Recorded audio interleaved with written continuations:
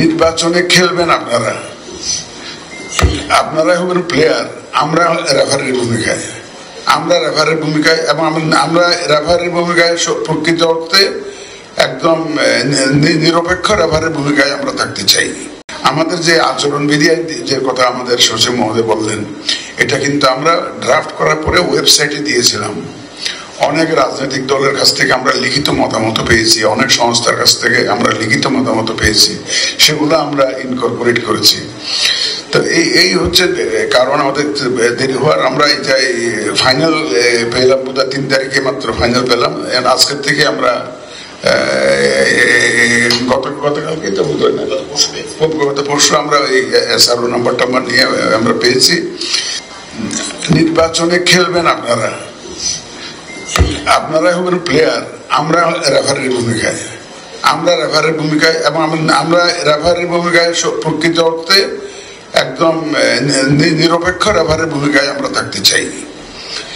আমরা আপনাদের সহযোগিতা ছাড়া রেফারির কাজ করা বড় মুশকিল, সুষ্ঠুভাবে খেলা পরিচালনা করা মুশকিল। ইলেকশনটা আমরা কমিটেড, প্রতিশ্রুতিবদ্ধ জাতির কাছে যে আমরা একটা সুষ্ঠু, সুন্দর, ক্রেডিবল, গ্রহণযোগ্য নির্বাচন আমরা দিতে চাই, উপহার দিতে চাই। আপনাদের সবার সহযোগিতা নিয়ে এটা দিতে হবে। মূলত রাজনৈতিক দলগুলোর সহযোগিতা আমাদের দরকার হবে, কারণ মূল প্লেয়ারদের যদি সহযোগিতা না পাই তাহলে তো এটা প্রশ্নবিদ্ধ নির্বাচন হয়ে যাবে। সুতরাং আমরা আপনাদেরকে সঙ্গে পেতে চাই, আমাদের এই চেষ্টার মধ্যে সঙ্গে পেতে চাই। একটা বিষয় এখানে পরিষ্কার করা বোধহয় আমি প্রয়োজন মনে করছি, আপনারা অন্যভাবে নেবেন না।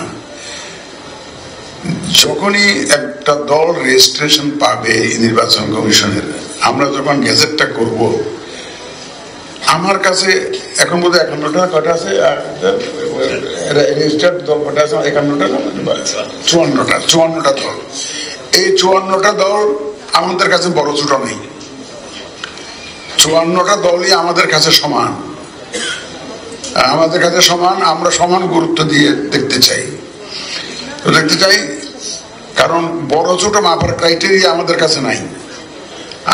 আমরা মনে করব যে যারা আমাদের কাছে রেজিস্ট্রেশন পেয়েছেন, রেজিস্টার্ড দল, এরা আমাদের কাছে সমান।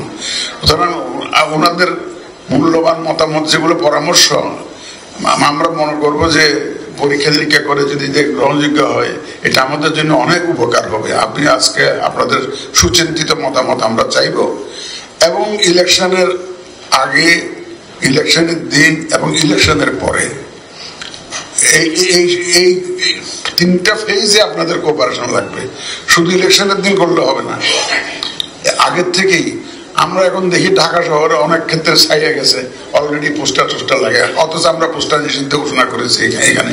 আমরা এটা মিডিয়াতে জানিয়ে দিয়েছি, যদিও আমরা আসলে মিডিয়া প্রুভ হয় নাই, কিন্তু বিভিন্ন ছবি টবি দিয়ে দেবে। এখন ধরেন এগুলো সরাইতে হবে আমাদের, এইগুলো সরাইতে হবে যত, কারণ এই ধরনের পোস্টার আমরা এলাও করবো না।